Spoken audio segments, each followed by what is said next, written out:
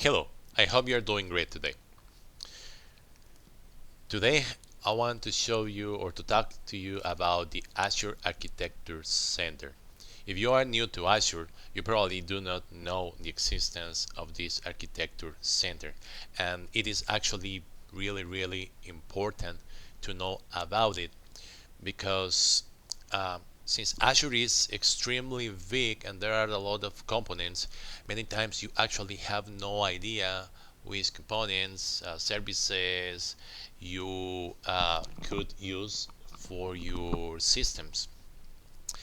Um, and many times you also do, like, for example, proof of concepts, and you choose a service, and it turns out that the specific service which you chose was not the recommended service or the best service for the functionality or the system you were implementing it for.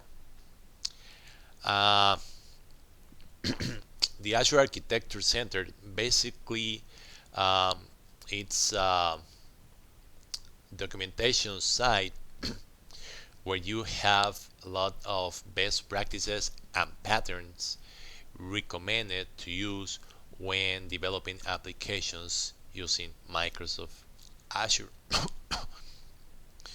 You will have things, for example, design principles, API design, code design patterns. You can also see, for example, some recommendations on choosing the right technology for certain tasks. If we go to the design principles, you see, for example, that there are 10 design principles for Azure applications. So one of the common tasks that every single application should have is actually be designed for self-healing. What happens? What does that mean? That you need to catch any errors or failures that occur in your system and also log them to have a history, know what happened, where it actually happened, and be able to solve it as soon as possible. Also, the part of design for self-healing is like to allow you to catch all of those errors without interrupting the actual service or services where the errors occurred, so your users can keep using your systems uh, no matter what happened. There are other things such as design for operations, use managed service, use the best data for the job. You can see a lot of things there. Designed to scale out. Okay. Now you will see that here are also some rules about web API designs that you need to have or to support platform independence. Basically, that any client should be able to call the API no matter how it is implemented. So you need to be able to expose the API and consume it from pretty much anywhere or any language. Services evolution. Basically, you need to be able to evolve or to do modifications to your APIs without breaking the application, so that your existing customers or consumers can continue using your systems without major modifications on their parts. So this could be something like adding more functionality, new endpoints, version endpoints, and instead of modifying the existing endpoints for adding new parameters or new functionality, you create a new version for those specific endpoints, and customers with the version 1 will keep using the version 1, for example, and the customers with the version 2 will use the version 2. those APIs or those endpoints are going to be basically a slightly different URL or changing the header. It depends how you design the versioning. So that's the basic idea. You need to be able to evolve your systems without breaking any customer or client functionality. Okay, it talks a little bit about REST and a lot of other things. Here you have, for example, another page about cloud design patterns. Talks to you about some challenges in cloud development, things such as availability, data management, design and implementation, messaging management, management and monitoring, performance scalability, resilience, security. Also, you will see that in here it has a list of patterns that you can use in different scenarios.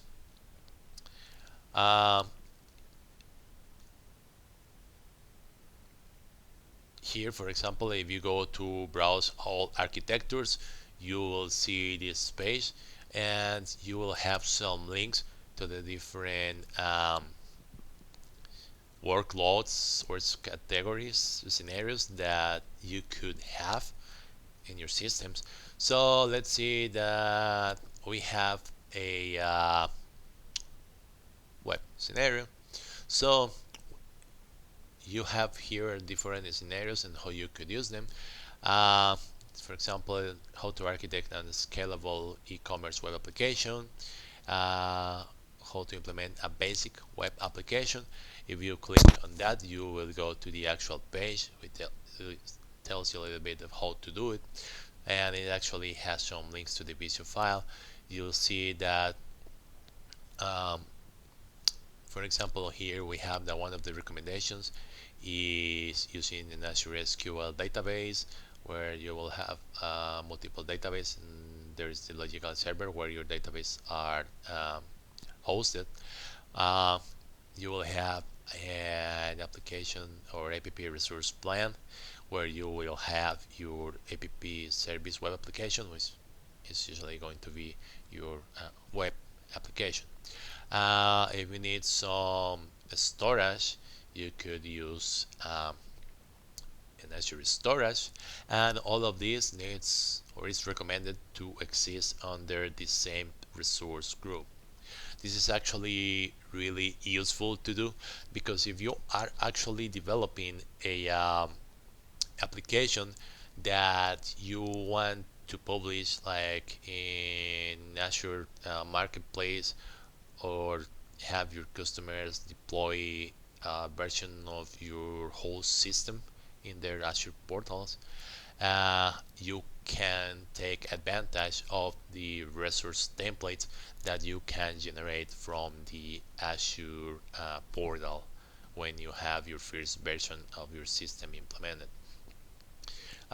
They also recommend, for example, having Azure Active Directory and an Azure DNS. It explains you a little bit about the components that this architecture has, gives you some recommendations and things that you could do, how to scale, having the backups, a lot of other things, and you will have very similar stuff for a lot of many other scenarios. For example, how to migrate a web app using the Azure API management. So let's see this diagram. I haven't seen it before. So for example, yeah, we have Azure, we have some of the APIs, we have the API management portal in here. We have here the browsers. Here you have your users. Okay. So this is your on-premise, and it seems to be the way this is going to end up in Azure. Okay. So your existing HTTP service, you can convert it to an Azure API management with some APIs hosted in probably and Azure App Service. Uh, and yeah, that will basically some of the things so you could migrate it. Uh, there are other scenarios in there, for example, for compute, uh, 3D video rendering. Let's see what else we have in here. Serverless batch processing with the role functions in Azure Container Instances. Okay, things for machine learning. We have cognitive services too, probably AI. So AI enrichment with Azure Cognitive Search. So Azure Cognitive Search basically allows you to create kind of instant search on the massive data, and you can actually combine it with some other cognitive services to get keywords, language, things like that, like pretty much a lot of what you get with text analytics. And I believe with cognitive search you can also get information on photo analysis. Uh, so yeah, this architecture it recommends, for example, having the Azure Cognitive Search, the enrichment. You have, for example, your data, the search index, uses text analytics API, entity recognition, full text. This is everything you could do. You have your unstructured data here. You can process it with your active cognitive search, and then you can search over it. I will probably do in a few days a video of how to use Azure Cognitive Search uh, from both the portal and using the APIs from Microsoft develop application. Uh, Here we have, for example, other cases, technologies of choices. For example, here we have how to choose a candidate service for compute service. So let's see. It recommends to use this flowchart to choose the actual service. Uh, so for example, if you have here, let's see, do you need to migrate or build a new application? If you want to migrate, you keep going left. If you need to build a new application, you go to the right. Let's think that we are going to build a new application. If we are going to build a new application, we go to the following question: do we require full control? I don't require full control over the compute service, so I'll go to no. Otherwise, I will choose a virtual machine. Is an HPC workload? Let's say that it's not. Okay. Is it a microservice architecture? No. So we choose app service. It is a microservice architecture. We go and ask, for example, if it is an event-driven workload with short-lived processes. If it is, then we go for Azure Functions. If it is not, we go to the next question. Do we need full-fledged orchestration? If we do not, we can choose container instances. If we do need it, we ask if we need .NET integration or fully support Microsoft Technology Stack. If we do, we can choose Service Fabric. Otherwise, we can choose Azure Kubernetes Service or AKS for short. If we need to migrate the application, we see if we need lift and shift or cloud optimize. So if we want it cloud optimized, we go to HP workload and we keep on that flow. If we need lift and shift, can be containerized, we go right. If it can be, then we go, for example, to ask if it is web API application, ASP.NET, Node.js, etc. If it is, we go to app service. If it is not, we can choose Azure virtual machines. Okay, And here we talk something more about understanding the different data models. For example, which of the services are recommended for which workloads, for example. So here we have relational database management systems.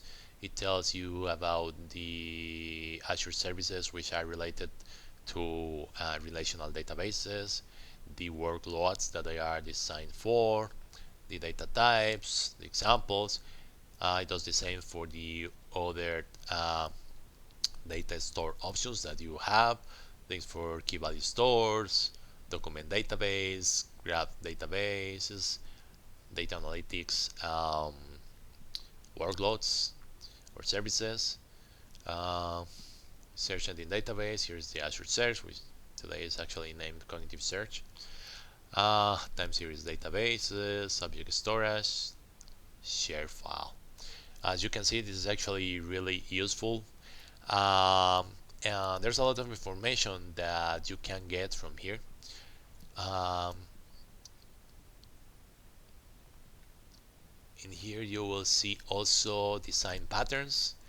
Uh, as we mentioned before, they are patterns recommended for each of the challenges that you may have. You have the categories, availability, design implementation, right? And you have here the design patterns, for example, ambassador, anti-corruption, bulkhead, backends for front ends, CQRS, event sourcing. It basically tells you a lot of the different cloud patterns or cloud designs that you could use in cloud strategies, uh, especially in Azure. Um, these designs are actually not Azure specific, but they are recommended for, that's where Azure recommends to do. For certain scenarios, you will need to check which scenarios and choose the best option. That will actually depend on your system requirements. And as I tell people, it will also depend on the how much you want to spend, um, how much you can afford. Some solutions in here, depending on how you choose, they can get really really expensive, where other strategies can be maybe not the best design, but they would result in less expense. So for example, if there is a recommendation currently of using microservices, and what I tell people is that when you use microservices, you actually uh, need to be sure that you really need them, and you are not just going to use them because you want to. Especially if you um, want to have a lot of services that can get really really expensive depending on how you host them, whether you can have just one application, for example an app service and a controller, and use the rest of the space for other applications where you can have better return of investment. That actually depends on your system and your requirements, how much you can afford, and yeah, a lot of technical and business related decisions. But checking this portal is really really good. You actually learn a lot, and it's really useful to choose the best ways to do certain tasks or processes. As I mentioned before, um, for example, for computing, sometimes you could choose, like, I don't know, let's say some people, some cases use Azure functions for doing like service background tasks. Some people use Service Fabric Mesh, some other people use Service Fabric, other people use Kubernetes, other people use App Service with a web job. Um, and this actually guides you a little bit on which of those services is going to be the best for the actual solution or requirements that you have in your application. I hope this video has been really useful. Remember to subscribe to the channel, hit the bell so you get notified as soon as videos are uploaded. Remember to share the videos, like them, so more people subscribe, and I can keep making more videos. Also, let us know in the comments things that you would like to learn about .NET Core, Azure, and Unity 3D. Thank you very much and have a great day.